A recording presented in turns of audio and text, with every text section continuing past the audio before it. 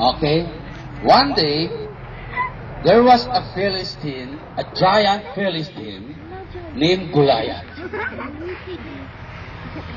He went to the camp of the Israelites. And he underestimated the power of the God of Israel. Your God is beauty. Your God can do nothing to me. I am the great and mighty Goliath.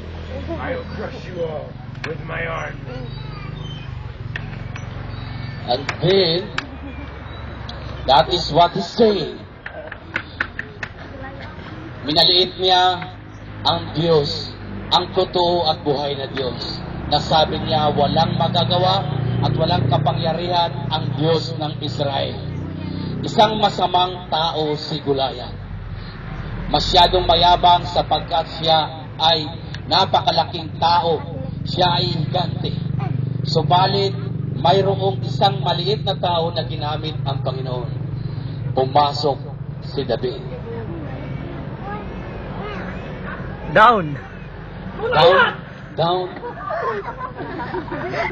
Bakit mo hinahamon ang aming Diyos?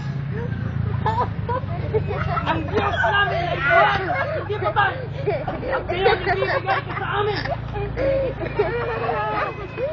Mula ngayon, sa oras na ito,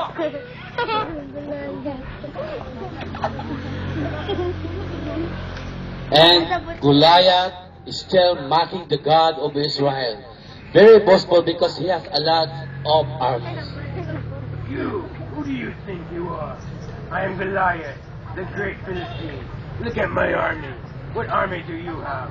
Your God is nothing to me. no! Maliit man kami, pero ang Diyos namin ay buhay. At ngayon ibibigay ka sa amin.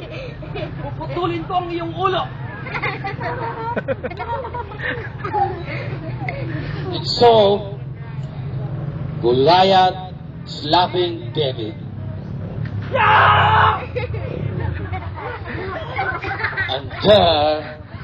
And there, Goliath hit in his forehead, and the stone hit in his forehead, and he died.